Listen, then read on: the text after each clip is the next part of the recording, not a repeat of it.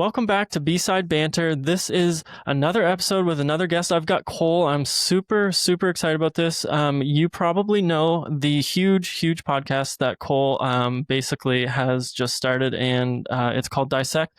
It's amazing. You basically go through an album, and each album is a season, and then each episode is a song, and you just do a huge deep dive on the lyrics, on everything, and it is honestly mind-blowing. If you have a favorite album that Cole has talked about in one of his seasons, you have to go and listen to that season because, it's just totally mind-blowing. I'm thinking of like all of the Kendrick stuff you do. I love Kendrick, so To Pimp a Butterfly was just like, for me, eye-opening. So super excited to have you on, Cole. I'm just going to kick it to you. If you want to, add anything about your podcast or anything else that you do, you can go for it. No, it's a basic premise. One song per episode, one album per season, super nerdy deep dive into every lyric. And depending on the album, a lot of production, music background. So I kind of dive into music theory when it's appropriate. But yeah, just for super nerdy music lovers. Man, and it's honestly so good. And then you also do your like kind of last song standing stuff as well, where you kind of go head to head with some of that stuff, right?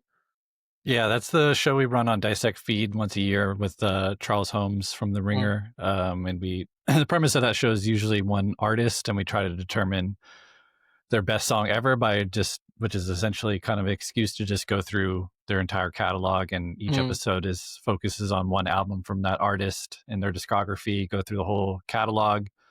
This season's is a little bit different since we're at 25-year mark of the 21st century. We're trying to determine the best album of the century so far. So we've been pitting classic albums from the last 25 years back, one against each other, tournament style, and then the finale is about to publish on Tuesday. So we name our favorite album. We're not the favorite. What we're calling the best album of the century so far. Yeah, that's crazy. That's a ton of work. It's a little fun. That one's a little more fun though. Yeah, nice.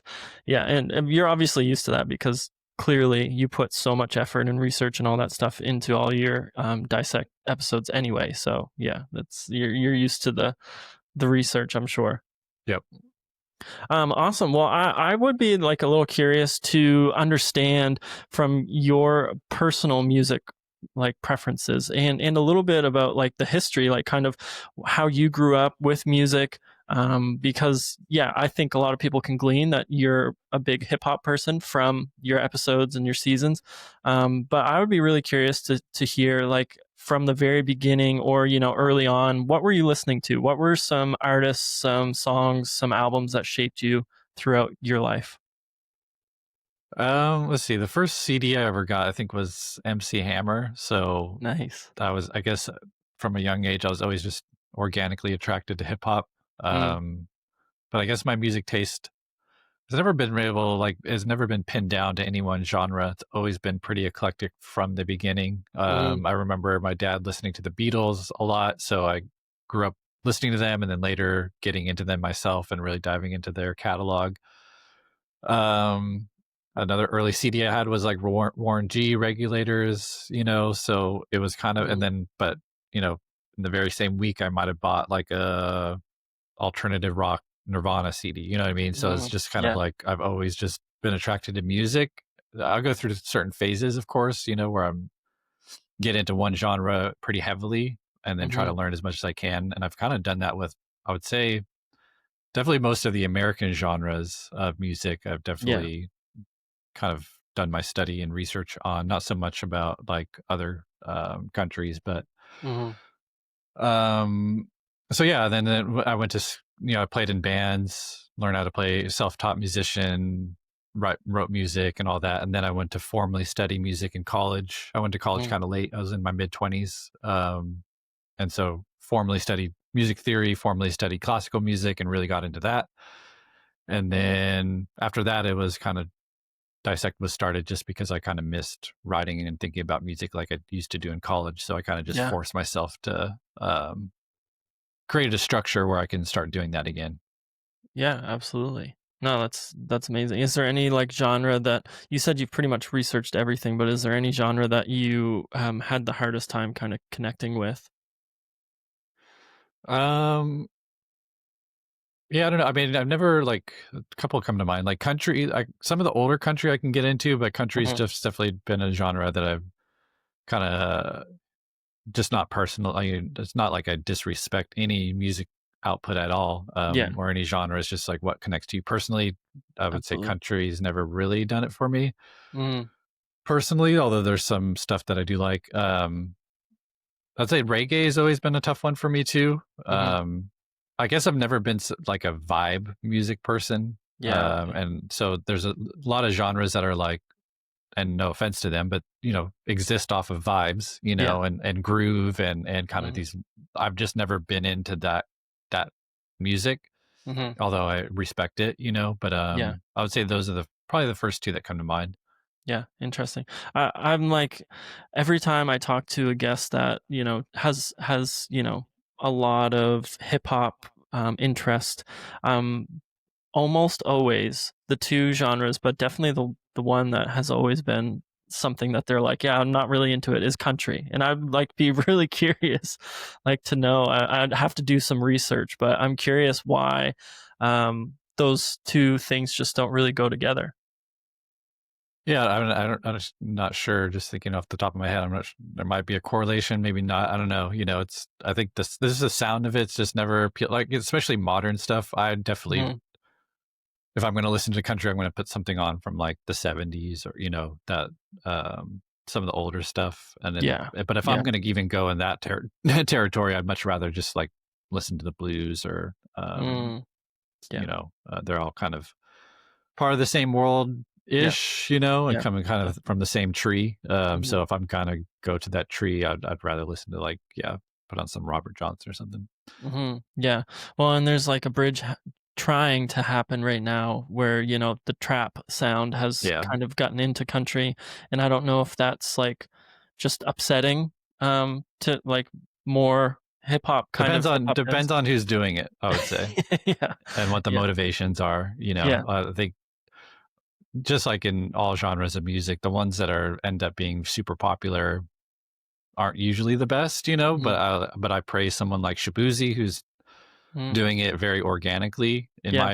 in my estimation. Again, I'm not an expert on that genre, but Mhm. if I'm talking about people that are fusing hip hop, I think of him. I think of Big X the Plug doing it recently, Mhm.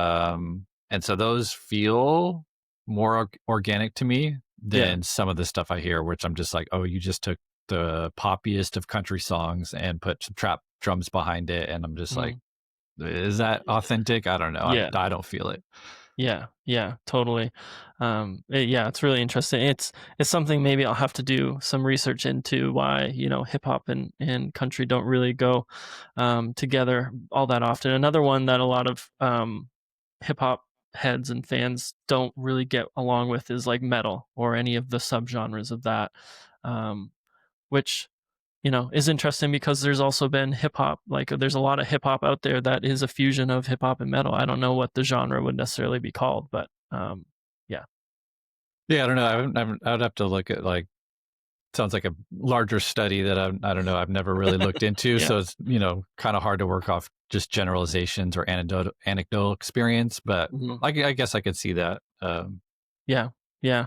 Um, well, I'm really curious. You mentioned a little bit when you were kind of talking about music in your life, kind of the beginnings of Dissect. But I would really enjoy just kind of hearing how that all started, and kind of where it's ended up today. Yeah, I started it after college, so I really fell in love with like writing about music in college. If I was going to continue to like master's or doctorate, I was going to be like I was probably going to do music history more than um, actually actively playing piano or something as my major. Mostly because I was so far behind everyone else. I was self-taught, and so when I Mhm, got to college, like everyone was so much better than me. They've all been studying the classically trained since they're mhm, young, and so I was just like, okay, I don't really have a future there, but I was really good. I thought, I mean, at least my professors told me I was really good at writing about music. So Mm. when I got out of college, I wasn't doing that anymore because I wasn't kind of forced to. So yeah, I just wanted to, it was kind of like, a lot of things in my life, a lot of influence kind of combined to inspire the idea. But I was listening to a lot of podcasts at the time because I just had a baby, and Mm. there's a lot of free time where you're just kind of hanging out, but you also Yeah. need some stuff to go on in the background. Yeah. So I really started listening to podcasts then. That was like right when Serial came out, Mm. which was, I don't know if people remember that podcast, but that was pretty much like the turning point in podcast history in terms of like it broke mainstream and it Mm. introduced a lot of people to just podcasts in general, including Yeah. myself. And so I really got enamored with the format because it was just audio only, which of course, as a musician, I was like, oh, this is very interesting. People are just Mm. willing to listen to just audio these days. You would think with technology advancing and everything, it seems like a step backwards. Yeah. But so that was really interesting to me. And so, and then also I guess the third component would be, while I was in college, we just talked about classical music, which I thought was, I mean, I really fell in love with that music, and it's super interesting and obviously very intricate, and like it's it's worth pursued study. But also, we didn't ever talk about popular music, Mm. what people actually were listening to day to day, which I always thought was a little odd in terms of like, we should probably meet audiences where they are if we're interested in educating people about music, and making sure people, like, in the same way that you want them to go to a museum and kind of understand a little bit more about fine art, can we help people like listen to music a little bit better? And so in my mind, there was always that separation between the two. And so part of the reason why I chose hip hop, aside from just being really inspired by To Pimp a Butterfly, which also came out right after the day after my daughter was born, Mm. um, it was I was like, well, what if I did what I used to do in college to Beethoven, whoever? What if I just applied the same approach to Kendrick Lamar? That was Mm. essentially, and then publish it as a podcast. But each episode is essentially just like a paper I was writing, Yeah. Yeah. And so that was all those things kind of combined to have the idea. And so I just was just doing it. I was working full time, just had a kid, and just was Mhm. doing it at night, waking up early, Man. just grinding it out for the first couple Yeah. seasons, and then really Absolutely. took off. Season 2 really took off, and then that's when I was able to do it full time. Mm. Man. Yeah. That's crazy. That is a crazy grind. Full-time job, new child, and just going for it. Because yeah, it's not like how like were your episodes kind of, have they always been a similar length, or were they longer, They were shorter when you first started? They were shorter in the beginning. Mostly, like, season 1 is just me. Like, the first thing you hear on season 1 is the first thing I ever wrote for the Mm. podcast. It's not like I did a lot of revising. That's not really my Yeah. style. I'm kind of more of like, make the thing and figure it out as you go. Mm. I'm not a perfectionist. I mean, I am, but not. It's hard. Like, what I see a lot of people getting stuck on is the idea of perfection and having everything perfect before you Yeah. ever launch anything. And so, and what ends up usually happening is that you just never do anything or never put Mhm. anything out. So I've always been like, as much as I wanted everything to be perfect, it's kind of like, just fucking start doing the thing, and Yeah, then you'll seriously. get better as you go. Yeah. And part of releasing a podcast that there's no audience for, in the beginning, there's absolutely no pressure. Yeah. I started Totally. out with 0 listeners like everyone does. So, Mhm. um, but yeah, so I forgot what your original question was, but, I was just saying that, like, oh, the the length grind. of, yeah, the Yeah. lengths of Oh, yeah, the episodes. length. Yeah. It was shorter, but it wasn't because of the work. It was because I was still figuring out how to Mm. do it. So, I look back at the first season, especially, and be like, I would actually love to do To Pimp a Butterfly over again, because Mhm.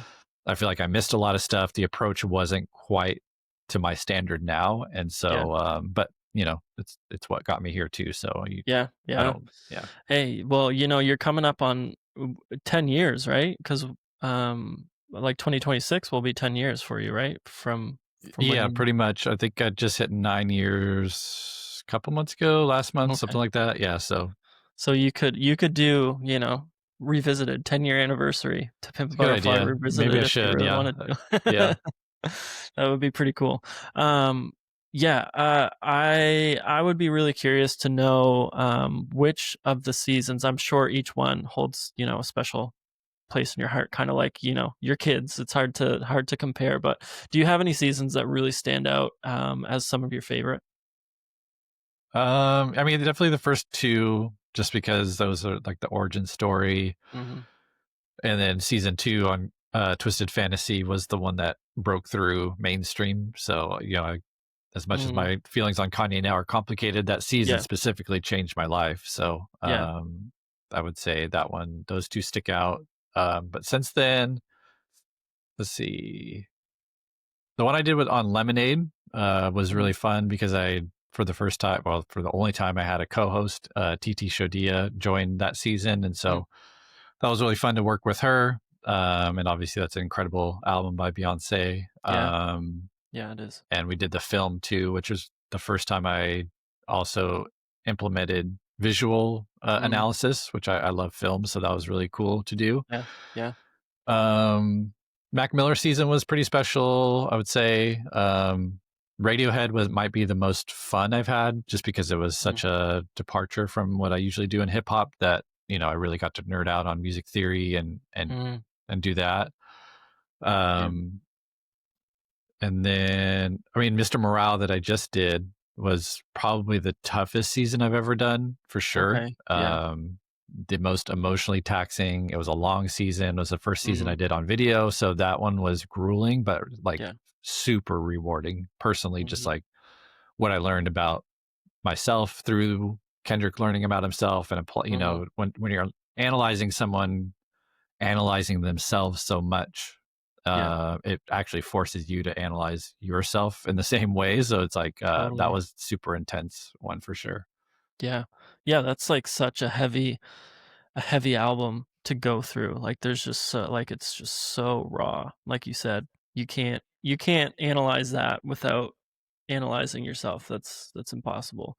I would love to talk more about the Radiohead season, just because, like you said, it was such a departure of what you've kind of normally have. Like you were pretty much hip hop. Like obviously you did some R&B with like Frank Ocean, but yeah, like that scene in Rainbows seems to be like the real different one.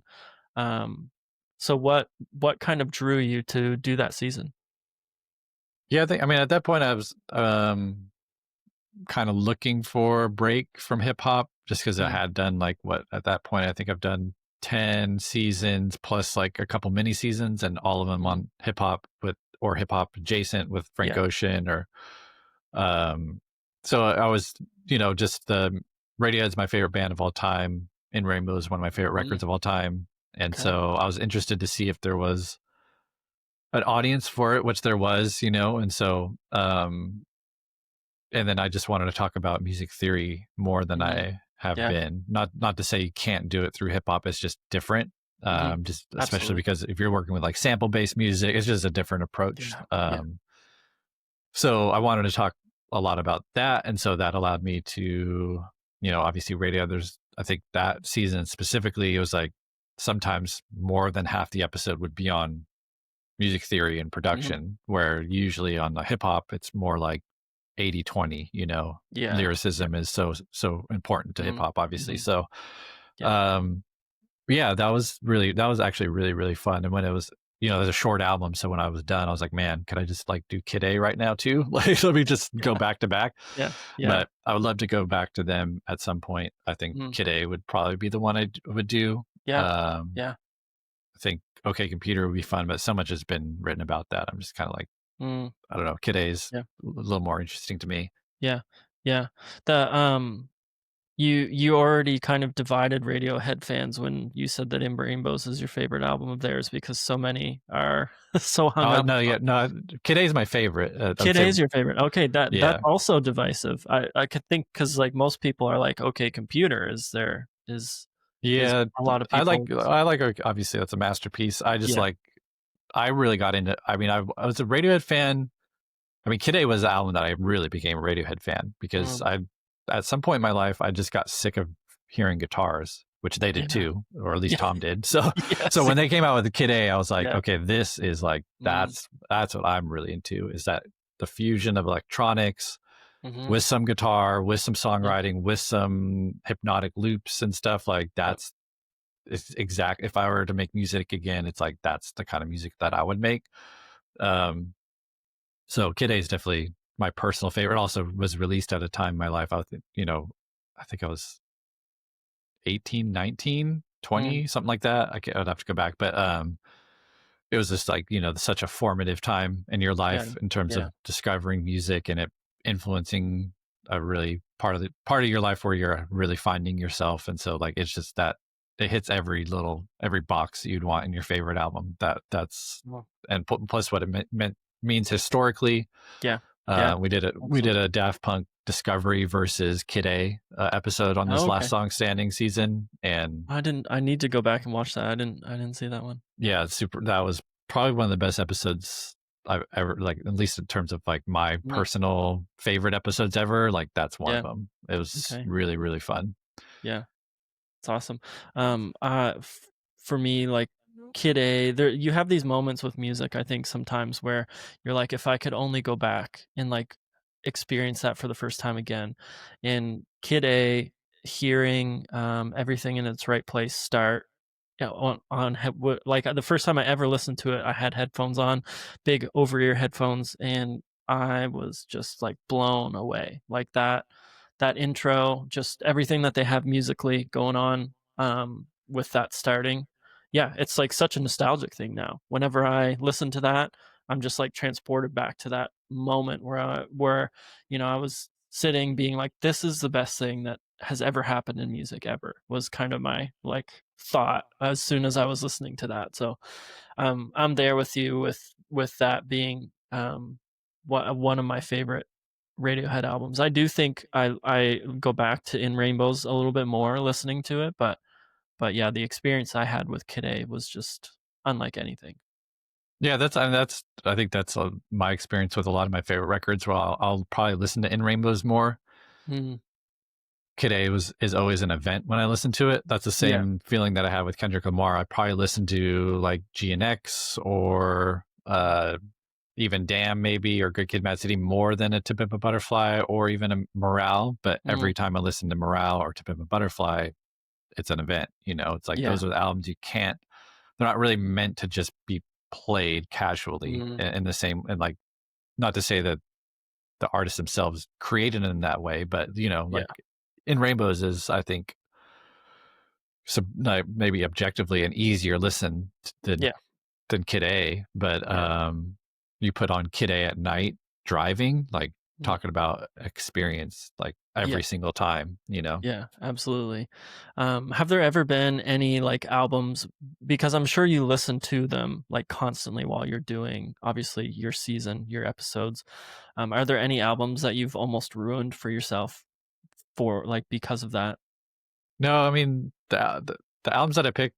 I mean, the good thing about great art is that it will never have nothing. It will never run out of things to teach you about. Mm, It'll keep giving, and I think that's the mark of a great album, is that it will yeah. continue. You'll continue to find new things. It'll offer you kind of what I call like portals into, like, like an album like Kendrick Lamar will teach you about the history of America if you're willing to Mm, actually put in the work and follow all the threads that he's weaving into the album. yeah. It's up to you to do the work and pursue those threads, but it'll never stop giving. The Mm, great albums will never. That's why they're great. So I I think I've done a pretty good job selecting albums that could really stand up to that kind of scrutiny, mm, with maybe a few exceptions. But I've never really, the relationship only deepens with the album. So maybe I listen to those albums less because mm, I have such a relationship with them that it's not like I want to put them on casually. Usually the yeah. albums that I've done, it's like talking to an old friend or something. Mm, You want to give it your attention. So yeah. you just end up deepening the bond and the connection with the albums. Yeah. No, that makes a lot of sense. Yeah. Um, Are there any seasons like that in, I don't know, maybe you can't say some of this, but I'm just curious if there's any season that you wish existed. Like is there an album that you're like, I probably won't do that, but I wish I did or I wish I could? At this point, there's nothing that there's at this point all the albums that I want to do, I would not rule out in the future. So it's more just about there's only I only really can do one a year, maybe two sometimes. So I can only do so much type thing, you know. Yeah. I would say there's some about albums that just like maybe wouldn't have the audience that I would need. Someone like Fiona Apple is like one of my favorite artists ever. Yeah. Would there be enough an audience to listen to 12 episodes on one of her albums? I don't. As much as I love her and that she's one of the best artists of our lifetime, probably not. So that's kind of the catch of the show, where it's like I do have to kind of, the pool has to be big enough. The starting pool of fandom has to be big enough to have enough audience in that pool to sustain an entire season. Yeah. But, you know, I think I've been trying to think of other ways to cover more music that doesn't require a full season. So I'm going to start experimenting more with like one-off episodes on albums, or single songs off albums that I like, or maybe there's a mini series of 3 episodes that are kind of batch released on an album like that. So I'm trying to diversify a little bit. But full season, yeah, there's definitely a bunch that I want to do. It's just more about like kind of timing it all right, you know? Yeah. And what about like, you mentioned that you have, you know, a history with the Beatles. What about like kind of these classic? Because like obviously, as you go back, the amount of great music is endless, right? It's different if you're looking ahead, but yeah, going back, it can be an endless well of stuff. Have you ever thought, or do you have kind of on the in the plans for any of these classic albums that people would call some of the greatest albums ever? They're not really ones that I'm attracted to, because so much of, I mean, the Beatles especially, it's like what else are you gonna, what can you contribute to the conversation that hasn't already been said?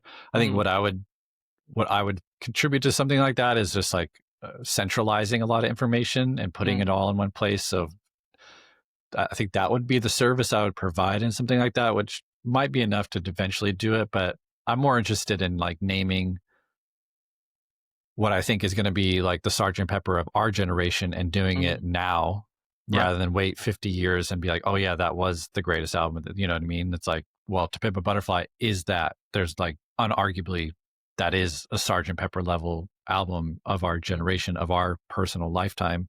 So why not talk about it like that right now? We know it's great. We know it's going to live and, you know, live on. It's going to be the record that we're talking about 50 years from now. So why not treat it like such now? I think we're kind of scared to do that sometimes with new music, where it's like always, you know, Pink Floyd's Dark Side of the Moon is untouchable and nothing's ever going to be as great. I love that album. That's an album of my childhood. My dad played that all the time. But we have artists that are just as good saying things about America, especially right now, today, about the experience that we're living in. And that's why I center hip hop a lot of the time, because you're getting stories and perspectives from people that I think, well, one, that have just historically been, you know, didn't always have a voice this loud. And so that's what I'm interested in, is like treating recent music as if it's history, talking about it as if it's talking about Kendrick Lamar as if he's Prince, or as if he's John Lennon, or whatever. Name your classic, Jimi Hendrix, whatever, you know. Like, to me, Beyonce's that, clearly. Kendrick Lamar is that, clearly. Tyler the Creator's working his way to becoming that, clearly, you know. So it's like, I don't know, that's what I get excited about. Is can you say any like recent albums that you feel like are like on your radar for future seasons? The one I'm eyeing right now actually would definitely be older, or it would be an older band. Another pivot. I've been thinking a lot about Daft Punk. So with the Daft Punk episode that I talked about with the Radiohead recently really inspired me, because I'm researching that episode. I've always liked Daft Punk, but researching that episode, something just clicked in me, where I was like, this is like one of the most important duos of this century. So I've been really thinking about them a lot. Outside of them, trying to think of other ones on the short list. I didn't have a usually have a I have a clear next album Mm-hmm. before I finished the current season, but I didn't never really had that with this Mm. when I was working on Mr. Morale. Yeah. So it wasn't an obvious next. So yeah, I'm really excited about Daft Punk right now. The thing with me is like I get attracted to the same artists. So it's like, oh, Mhm. Tyler releases Chromacopia. I'm like, this Yeah. is his best album. How can I not do this album? But I just did him in season 10. Yeah. Yeah. So it's kind of like there's a spacing thing Mhm. that I need to I can't just keep doing the same artists over and over. So Yeah. yeah, in all likelihood, Daft Punk looks like the favorite right now, Mm.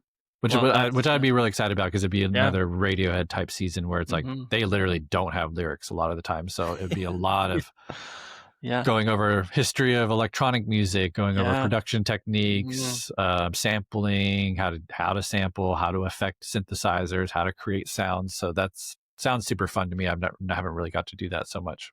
Yeah, I would love a season on Daft Punk for sure. That would be.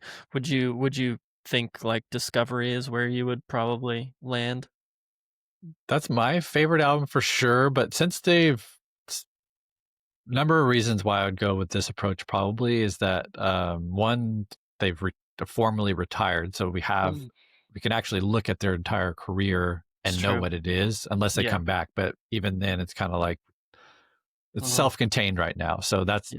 So a career retrospective feels really interesting to me, but placing emphasis on discovery and random access memory. So Yeah. if it's arbitrarily say it's 10 episodes, maybe 3 episodes on discovery, 3 episodes on random access memories, and then, hitting everything else with the other ones. But Mm, that would allow me to pick and choose my spots because yeah. even an album as great as Discovery is, it's like, do you want to hear a full episode on like name a less popular song, Yeah. especially one Sure. that is Yeah. instrumental with no lyrics? It's like, Yeah. is that going to fill Especially. an episode? Like Yeah. that's Yeah. the format of my show. Not every album is a perfect slot. So sometimes I Yeah. kind of cut a tinker. So that's kind of what I'm looking at, which would be pretty interesting. I haven't done a career retrospective really Yeah. ever. So I think Yeah. that's That would be super interesting. Yeah. Total. Like, not only would you be stepping out of hip hop again, but then you'd be stepping out of kind of this album, like single album, yeah. which would be really cool. Um, yeah, I think Daft Punk is definitely one of those, like you said, like it's hard. With what they've done, it's hard to like compare them to like some of the best lyricists, obviously, like a John Lennon or like Bob Dylan or something. But like in terms of their influence on music, it's just like it's one of Crazy. those Yeah. generational bands that just you're never gonna have them again ever. Yeah. Yeah. Definitely. Yeah, that's super exciting. Um, Do you listen like so obviously you mentioned that you clearly have listened to Chromacopia. I'm sure you've listened to Don't Tap the Glass. So you're keeping up with these artists that you've been kind of following. Are there any artists that like are you into the new music space a lot, or do you have a hard time being there? Do you kind of stick with your artists? Oh no. Yeah. I try to listen to everything, Hmm. at least once or just try to get a feel for what's happening every Friday. I'll look at new releases and kind of just browse through what is in my kind of my wheelhouse just as Mm, whether I return to it or even listen to a full album. yeah. Sometimes I just don't, just time wise, but I do like to just keep my ear on what's happening in the moment, see Mm, things shifting, seeing artists, rise and fall type of thing. So I'm yeah, definitely tracking new music for sure. mm. Are there any artists or albums that you've been hearing in the last year or so that you like are just you're really into? JID is someone that I've been Mm, for the past couple years. I've really enjoyed. Really enjoy his new project. yeah, so good. Got yeah, that one. The new Chance the Rapper is really good. I've been kind of Mm, obsessed with that one. yeah, Um, but he hasn't really released music in a long time. yeah, So those are the two. Oh, Eclipse, obviously. The mm, Eclipse album is yeah, probably my album of the year at this point. So that's the so one I've good. definitely listened to the most this year. Mhm, Even I've listened to it so much, and so much new music has come out, and I still would just want to keep going to back to that one. It's like yeah, yeah, so. I think those are the three right now that I was really excited about. Lord's new album is really good. Mhm. I was listening Yeah. to that a lot when it came out. I'm about to see her live next month. Oh, With nice. my daughter. So I'm That's really excited amazing. to see that. Yeah. I just saw Clips live, so that Oh, even man. reinvigorated my love for them and this album, Yes, I'm sure. Yeah. which was fun. And then let's see what else. Trying to think. Ray Vaughn had a really good project. The new TD artist had a really, really, really impressive debut. He's calling it a mixtape, but it Mhm. sounds like an album. Yeah. Yeah. Um, Trying to think anyone else that I'm missing, but that handful of selections I think would be the ones that I'm listening to a lot this year. Yeah. Yeah, I've been the Clips album is so good. I really Yeah, enjoyed that. kind of a perfect album, I Yeah. think. So, yeah. So, and but what else can you ask for from, a group that was not doing anything for so long? Like, usually you're kind of waiting when you hear, "Hey, so and so's coming out of retirement or and, they're getting back together." and by the way, it's usually a cash grab, and it's usually not good. Exactly. That's what I mean. You're Yeah, like excited. You're like, "Sweet, new music," but you're kind of like, "Oh no, this could be bad." yeah, it Like you're could kind of taint the holding your breath. legacy. It Yeah. could, yeah. We've seen it not 99 times out of 100. That's usually the case. Yeah, But absolutely. Yeah, they totally. seem inspired, Mhm. and they're rapping better than ever, I think. Yeah, And yeah, so I yeah. was originally thinking this would be like a one-off album where it's like, okay, they made a perfect album. It's a capstone of their career, but they seem interested. They seem inspired to make more. So I'm like, okay, if Mhm. it's this good, I'm kind of Yeah. scared again because I'm like, are you going to be able to top this? Like, but Yeah, maybe they yeah, no. can. Keep proving us wrong. Hey, even if it's, like, one notch below, that still would be I know. amazing. Yeah, You like, it'd seriously. still be really good. Yeah. But the JID album, for me, I feel like that hits my wheelhouse a little bit more. I really, really enjoy experimental hip hop, and I felt like he like, leaned into that a little bit more, or at least that album was a little more focused on that versus, Clips. Obviously, they're not as experimental in that regard. But yeah, I've just been listening to that like nonstop. It's Yeah, it's it's really so good. interesting. Yeah. Yeah, he's something. Yeah, I'm still iffy about the middle section, but that's Yeah. my personal preference. Of like, I don't R&B is another genre of music that I personally just have never connected with too much. So Mhm. like when it gets into that part of the album, just like I hope it grows on me. But for me personally, I wouldn't say that it's bad. It's just like not my Mhm. personal preference. But the first what 6 songs, and then the last 4 songs, I'm just like, this is some of the best music I've heard this year. Yeah. Yeah. I didn't mind that kind of R&B section. I know that a lot of people were like, yeah. I definitely read all the stuff, but I was kind of like, I'm here for it. Yeah. Yeah. Uh It was it's it's interesting. Like, I would definitely love to talk to him about the decision to like do that, because it's not like people have not done that before. It's actually a sequencing thing where it's like you put them mm, all in the same spot. So it's just like it yeah. gives this really hard definition between like Act 1, Act 2, Act 3, and I wonder if there's a thematic reason for that. I wonder. Mhm. I'd just be curious to hear why he sequenced them all together. Because it does Yeah. just it's a definitive shift in the album, and that's definitely a choice. Mhm. Yeah, absolutely. Um, I'd be curious, like, are there you've done a couple like Kanye seasons, and you obviously said that, your feelings on him now are very much different than probably what they were even 5 years ago, 6, 7 years ago, whatever. But I'd be curious, he has so many classic albums. Would you ever revisit him, or do you feel like it's just too complicated? Yeah, no, I've done 2. I wouldn't be inspired to do any more right now. Mhm. It's hard for me to listen to his music as much as I love it, and obviously it's so important, and for all the reasons we all understand about him and his Yeah, genius, like it's just at this moment in time, not interested. yeah, But I hope that changes. I genuinely hope that changes, but mhm, at this moment, no, yeah. not really interested. Yeah. Yeah, it's really tough. It's so tough. But you can't really do anything about it at this point. What Yeah, it's part you of, know? I mean, it's part of living through music history. I Mhm. always compare him to Richard Wagner, who's someone we study. And if you go to school for classical music, Mm. Richard Wagner is the most important composer of the 20th century, and that is just a fact. He was also a huge anti-Semite who was a part of the, I don't know, not Nazi adjacent, I guess, in terms that Nazi party, I don't think had been formed. So, but he was on that same philosophical kind of trajectory of just absolutely disgusting views. And so it's complicated. It's like you got to acknowledge the music. He contributed the most to classical music in the 20th century, and like he's a bona fide genius. Like did more for music than most ever will, and it's complicated, And I think for Kanye, we're going to say the same thing. And living through it is just tough. It's easier to compartmentalize when it's a historical thing, I think, and you just like that.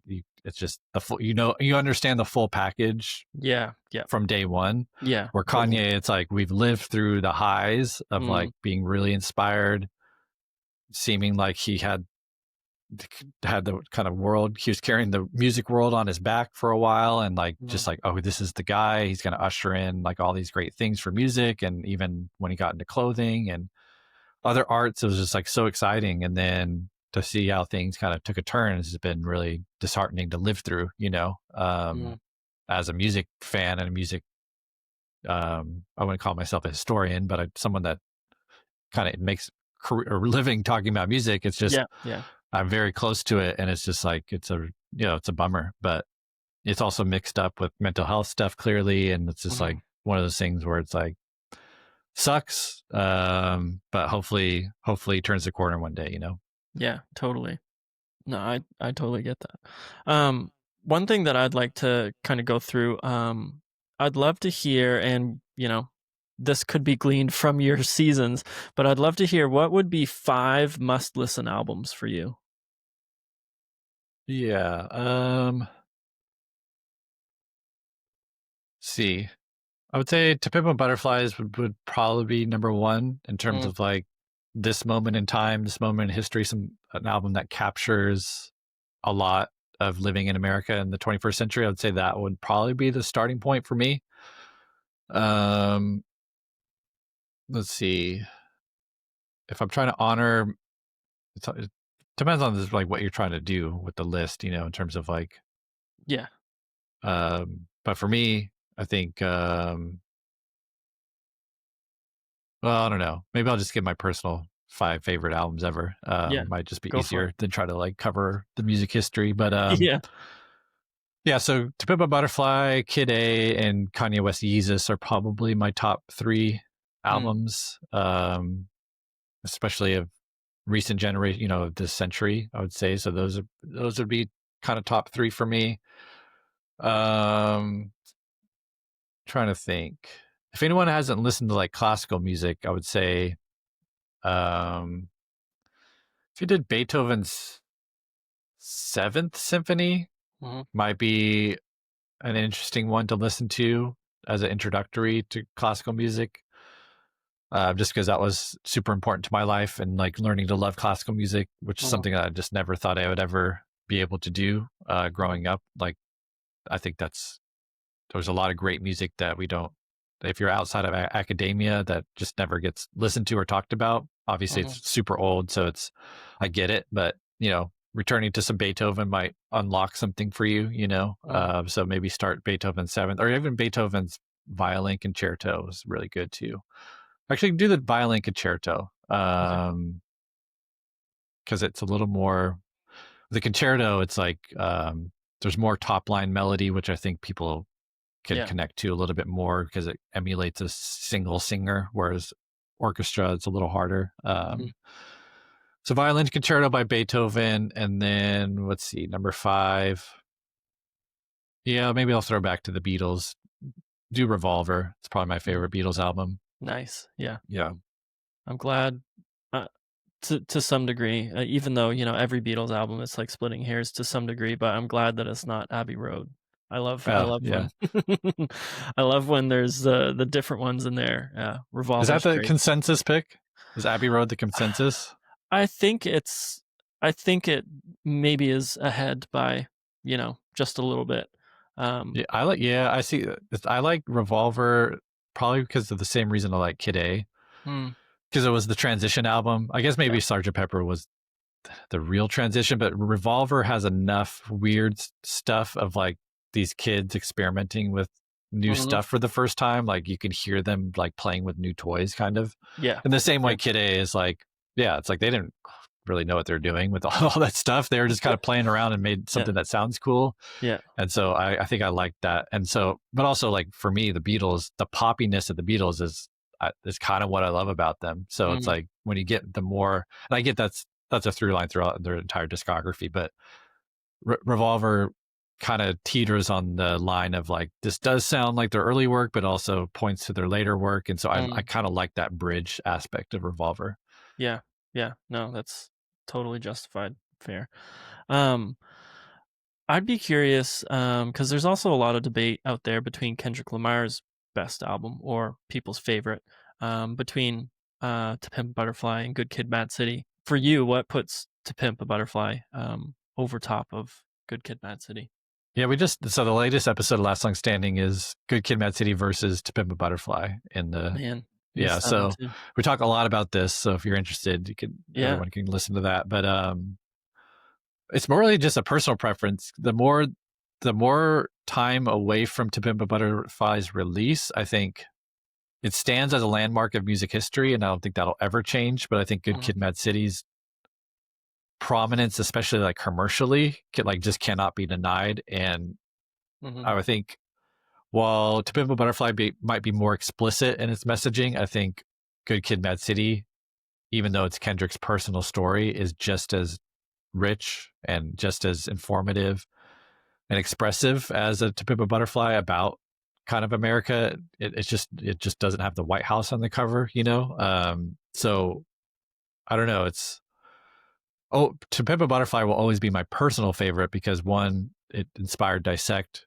It came out the day after my daughter was born. I have all these personal connections to it. So it's like, for me personally, it's definitely his best record. But I would not argue anyone saying Good Kid, Mad City is his best record, nor would I argue anyone saying like even Mr. Morale is his best record, even though that might be the one people listen to the least often. It might actually be his most important. It might actually be the thing he'd been working towards with To Pimp a Butterfly and Damn, in terms of him trying to figure out what his influence should be and how he can help people change their lives and change the world, which is do the work on yourself so that you can then your life is an expression of change.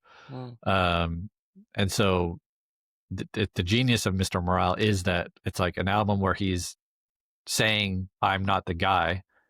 On the other hand, if you listen to the album, like it actually gives you the blueprint that he's been trying to give to people in terms of like helping them change and helping them get out of personal struggle. So that's all the people we've been talking to. Like what I always say is like the marker of a great discography is that there isn't a consensus pick. There isn't a consensus Beatles pick. There isn't a consensus Kendrick Lamar pick because the discography is just that good. And I think you could say that about everyone in terms of like these kind of artists that have these great discographies. Radiohead being another one where it's like, is it Kid A? Is it OK Computer? Is it In Rainbows? And then, you have other people vying for the Bends, even. So totally. Yeah, it is huge. That's a big marker for a phenomenal artist.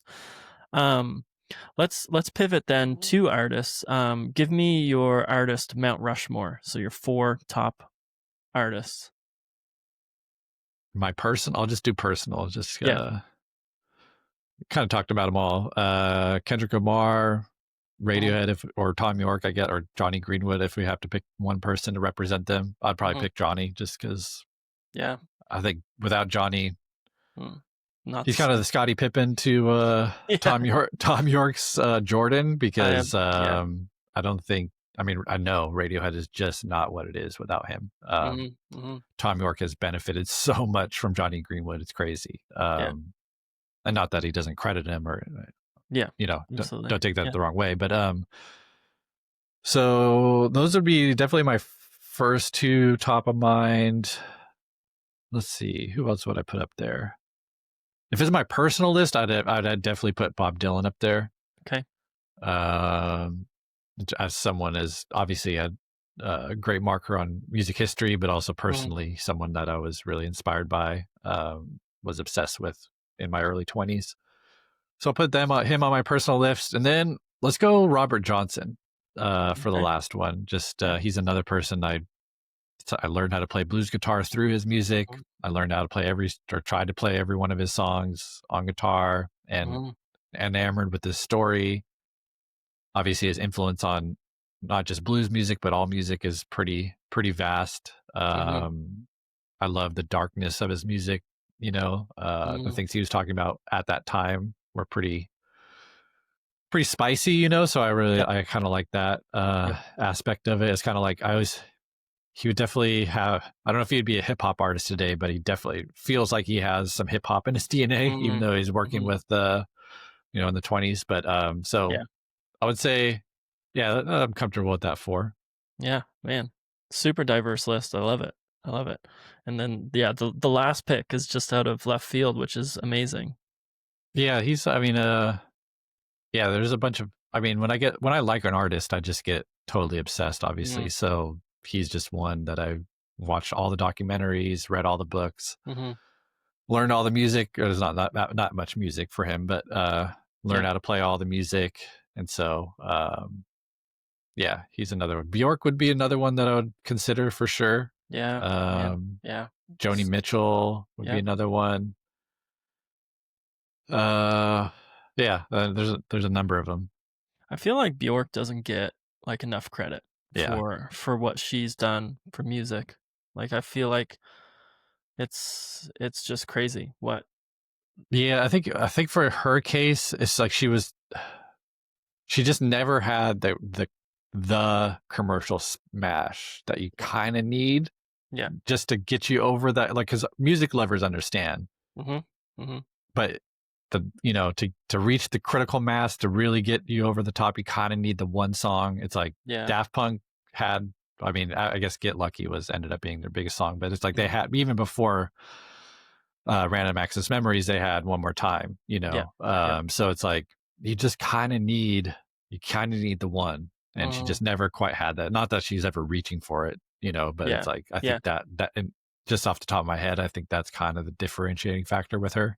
Mm. Yeah. Yeah, it makes sense, and probably also time. Like I find that like some of those great underrated artists, it's a long time before people really recognize like what the influence is. So I think some of that plays into it that like people aren't appreciating her like she probably should be right now, but probably in 10, 20 years once people start digging back through, then they'll Yeah, be like, "Oh wow, like yeah, Bjork is huge." yeah.